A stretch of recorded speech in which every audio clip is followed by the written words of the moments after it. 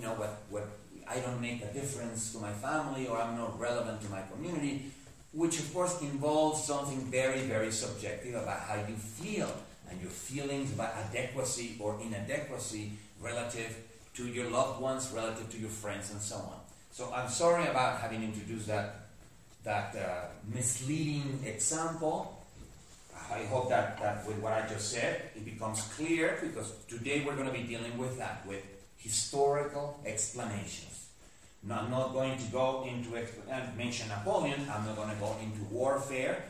There's all kinds of histories, the history of language, for instance, the history of military, the history of diseases, and the history of food and diseases, the biological history of the world, in which you need to explain why does a town need so many rural villages around it? Well, because it needs those rural villages to feed the town.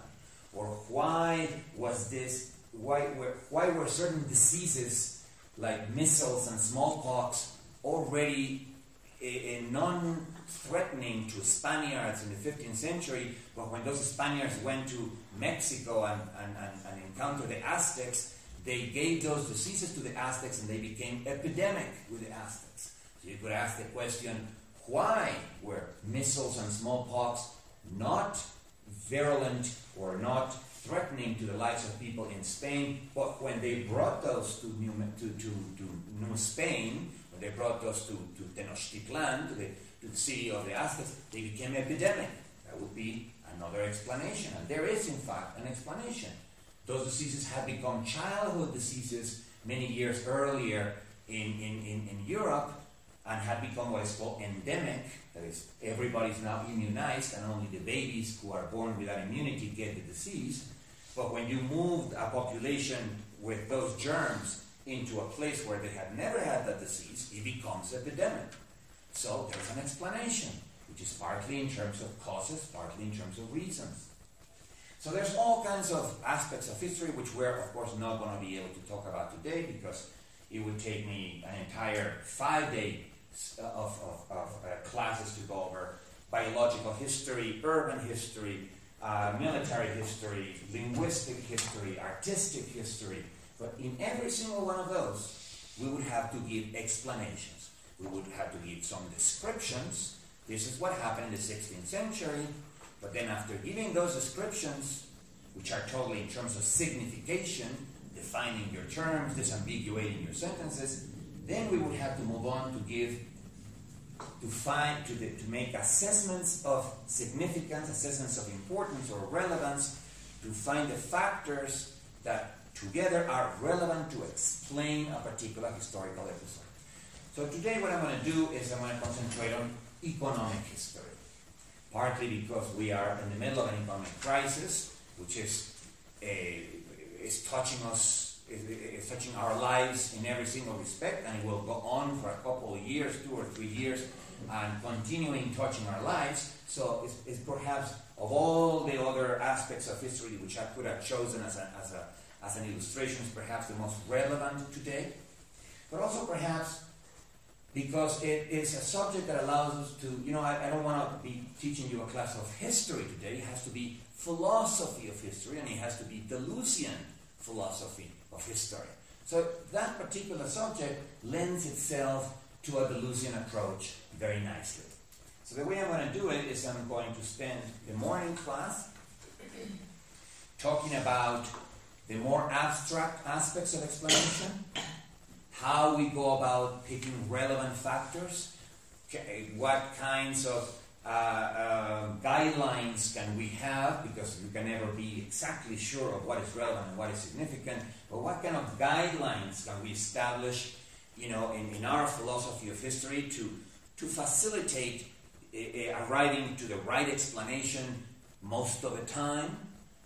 And then I will spend the evening class illustrating everything we've talked about during the day with a specific case of economics, focusing mostly on the industrial aspect of economics, but also touching on questions about commercial, the commercial aspects of the economy, the financial aspects of the economy, and so on. But I'm going to concentrate mostly on the industrial parts.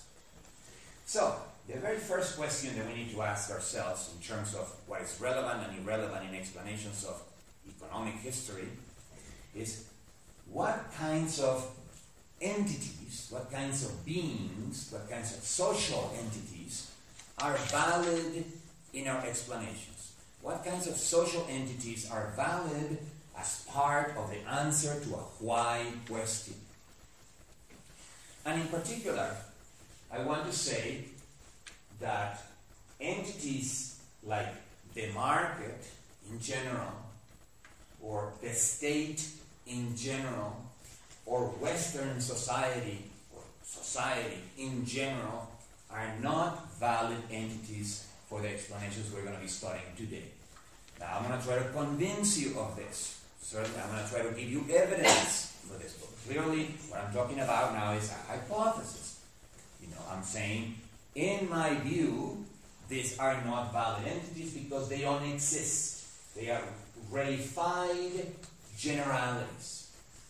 To reify something means to postulate that something exists when in fact it doesn't exist. That's all it means, to reify. A typical example of reification is, for instance, believing in the existence of evil in general. A lot of people believe on evil in general. Particularly if you're a religious person and you believe in the devil, you believe that the devil is evil incarnate. But you believe that there is this thing called evil in general that can enter as part of explanations. Why is Iran building a nuclear bomb? Because it's evil. Why is North Korea building a nuclear bomb? Because they are evil. Well, they are in fact part of the axis of evil. Right? Now, that is an entirely bogus explanation as far as I'm concerned. But nevertheless, that is the explanation that Bush gave when he announced his intentions of fighting against evil, right?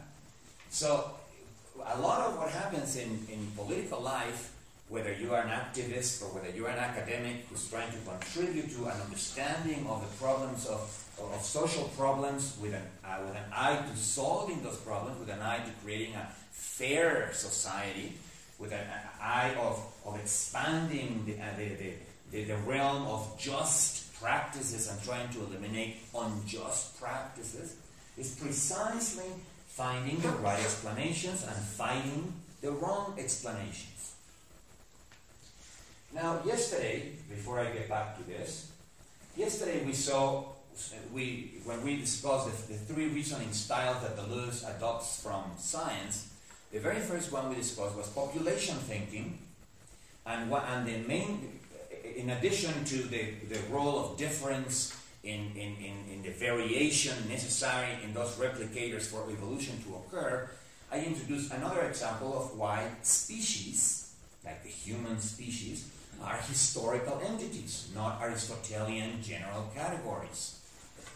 And I said that with the moment a species, the gene pool of a species becomes reproductively isolated from other species, that event, it explains the birth, the historical birth of that species, and when that species disappears, when that species goes extinct, that is the equivalent of its dying.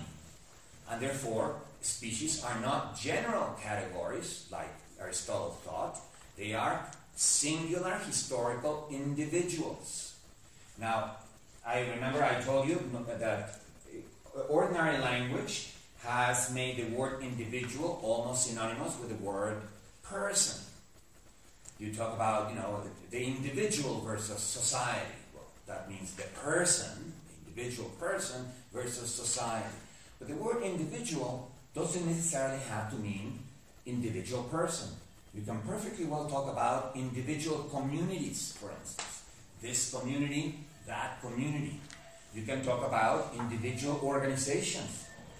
This university, that prison, this hospital, this other hospital, which are individual, historical individuals that were born at a particular point in time and may die at another particular point in time, may disappear at another particular point